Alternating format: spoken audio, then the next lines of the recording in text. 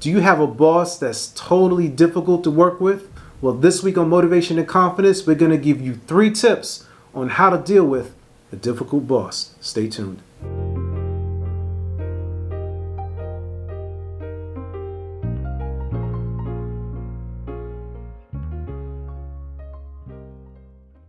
All right, everybody worldwide, you're now tuned into Motivation and Confidence, where we help you do your daily best. And I'm your host, Tom Danger. Back this week with a new episode.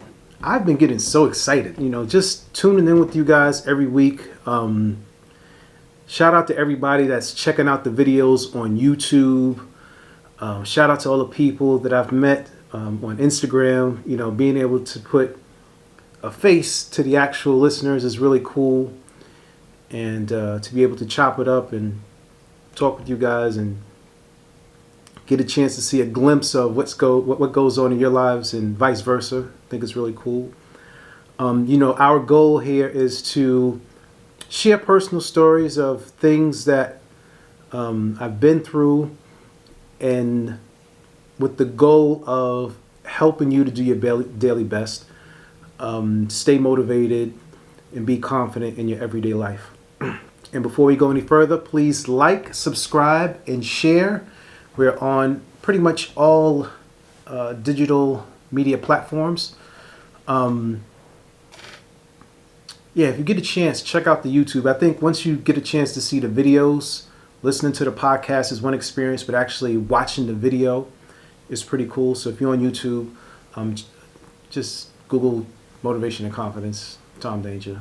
Everything will pop up. All right. And also, not to make it hard for you guys, we'll make it easy. So it's going to be in the link in the description, flowpage.com/Tom Danger. Okay. And if you choose to connect with me on social media, mainly Twitter and Instagram, both handles are also at Tom Danger. And always, if you have a topic or a guest that you would like to feature on the show, email me, Tommy Danger, TOMMYDANGER @gmail.com. And then I have a very, very huge favor to ask you guys. I'm looking to build my email list because I don't have that many people on my email list, and I keep hearing that the internet is going to explode soon, and then we won't have any way of connecting with each other, mainly social media. So I'd like to stay in contact with you guys. Nothing spammy. I don't even like emails that much, but just to stay connected. If you could please send me an email address, or again, I'll make it easier. I'm going to put a landing page inside of the comments where you can add your email address, and I greatly appreciate it.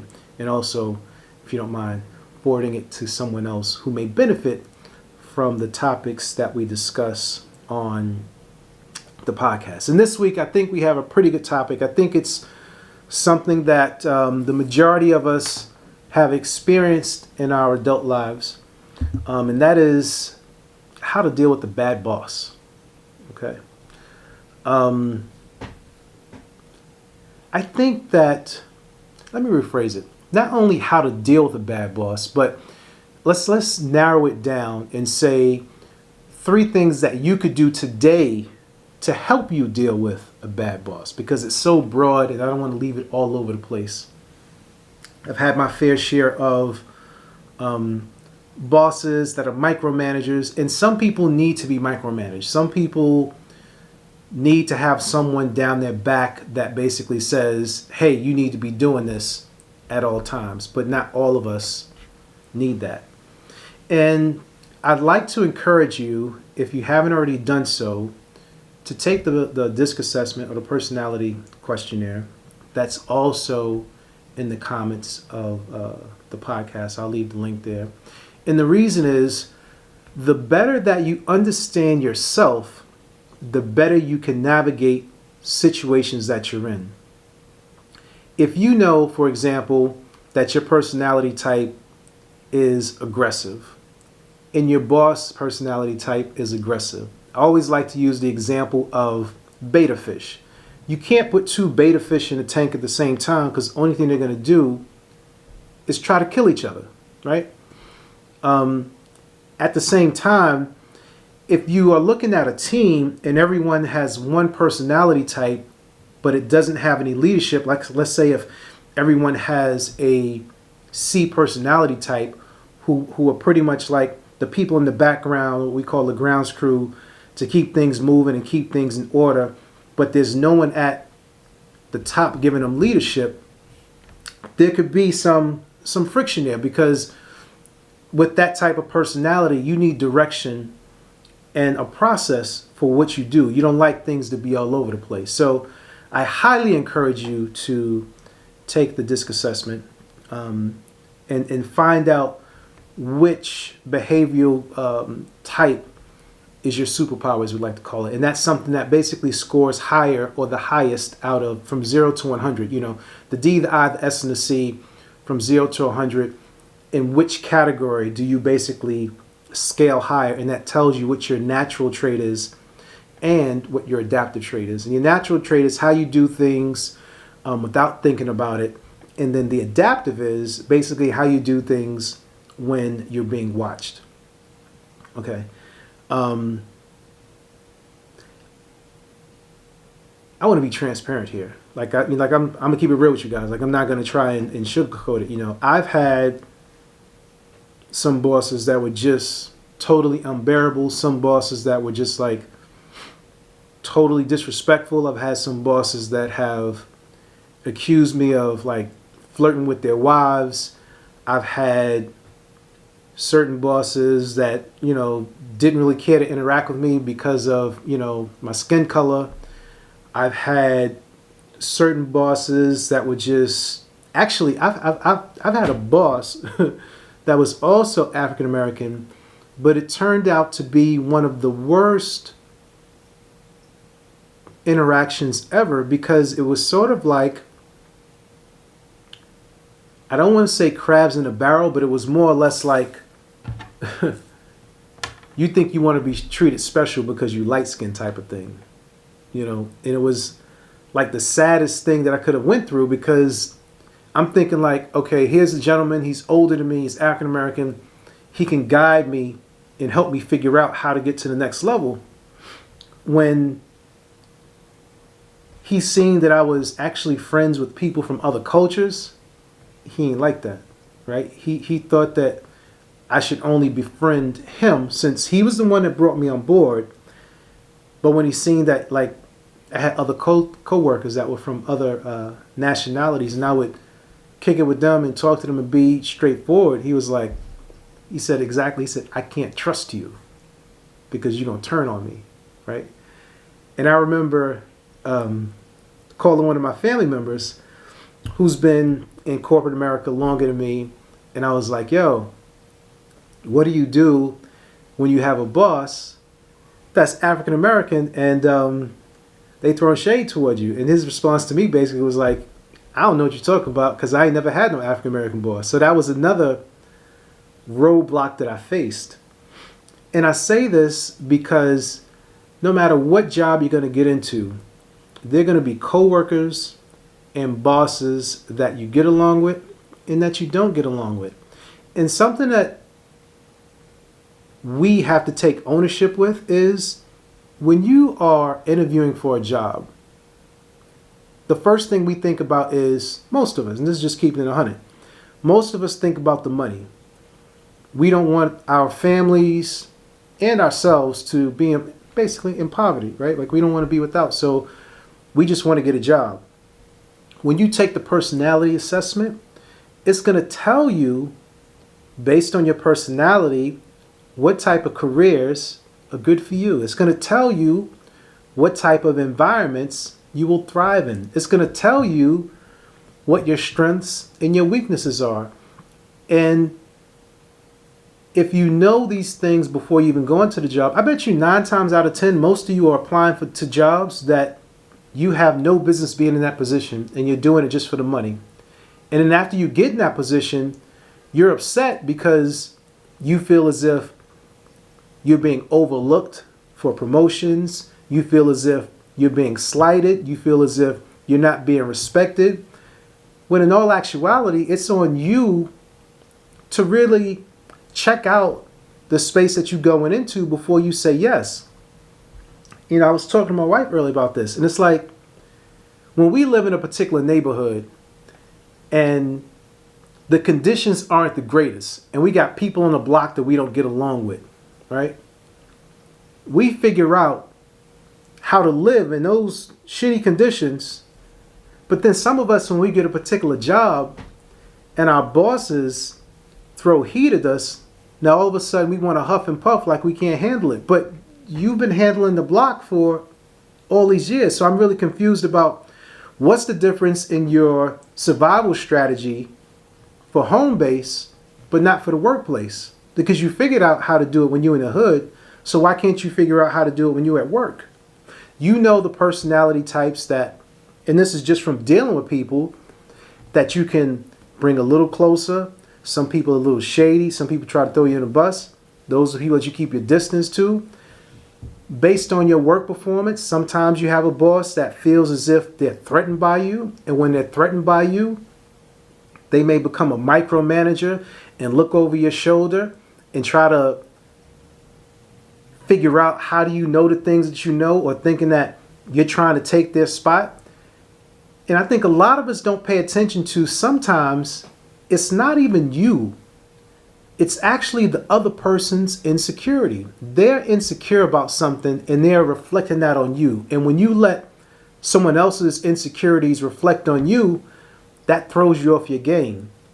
And it throws you off your game because you're not aware. But when you're aware, again, when you're on a particular block and you move in and you see how people act in the neighborhood and which people are friendly and which people act snobby and which people show off and, you know, which people make a lot of noise and all that, you figure out how to navigate it. It's no different from being in the workplace, right? So if you do have a difficult boss, we're going to basically narrow it down to 3 small things that you could do to basically improve your workday, because that's all it is. You want to be able to navigate your work days with the least amount of stress, right? That's what it boils down to. You want to go to work, do what you got to do, and go home. And before I even start these 3 things, if you are in a situation where you just absolutely don't like it, understand that you always have a choice. Now, I'm not saying that you need to jump ship, but there are always other options. You have a choice to look other places. So if your employer is just like totally unbearable, put your resume out there. And I don't want to hear it about, oh, my job, they're going to try to, you know, crap on me because I'm making a move. If you don't like the boss and you don't like the place that you work for, why are you worried about them crapping on you? Because apparently they're already crapping on you in the office, so why are you worried about them crapping on you about what you're doing outside of work? Focus on what you want to do. Focus on the type of environment that you'll thrive in. Focus on the type of jobs that you're going to thrive in. And think about what your strengths and weaknesses are. Like, again, you have to assess a company. You have to assess people before you say yes. You're not going to get in a relationship with a guy or a girl and you know nothing about them.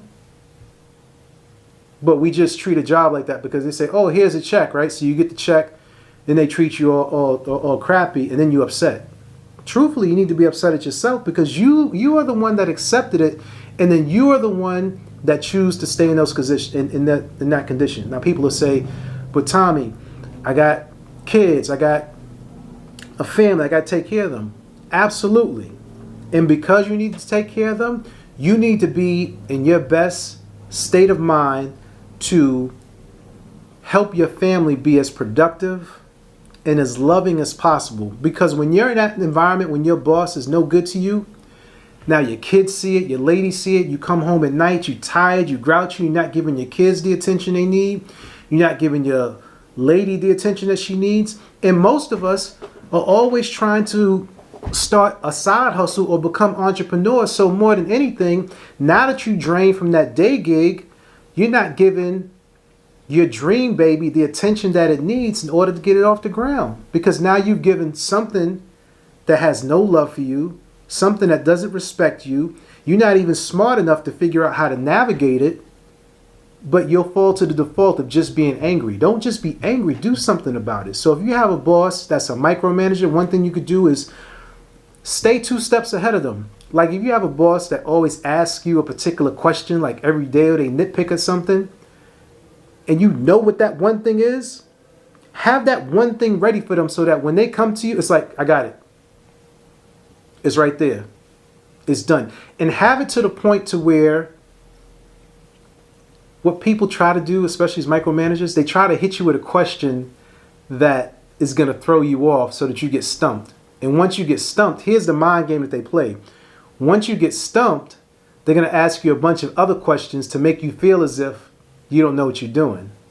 But when you really, really know what you're doing, you ain't got to worry about that. So if it's something that they always ask for, stay one step ahead of them. Now, you have other bosses to where a lot of us may say, this person, they don't even deserve to be the boss. And this is true. Just like when we talk about personality assessments and what jobs you should be in, a lot of managers get promoted by default because other people have abandoned ship and they're like the last person standing, and some roles just need a manager. This person has no management training, but they've stuck it out through the fire. So now people go, okay, let me make you a manager. And then they have people on their teams and they have no idea how to run a team. So you have to learn how to be strategic and deal with them. And sometimes you have to act as the leader. And when you act as a leader, this is the second thing. You act as the leader. And when you act as the leader, you always make the boss feel as if they're still the boss. So you present the ideas like it's your idea. You know how to run shop. You know how to make stuff function and flow and keep things, moving. But you make them still feel as if they're in charge. In The Art of War, is it The Art of War? No, I want to say in the 48 Laws of Power, Robert Greene. First rule is never outshine the master, right? So you always want them to feel as if they're the ones that's in charge. And all you're doing is you're seeding them the information so that they can feel good on themselves.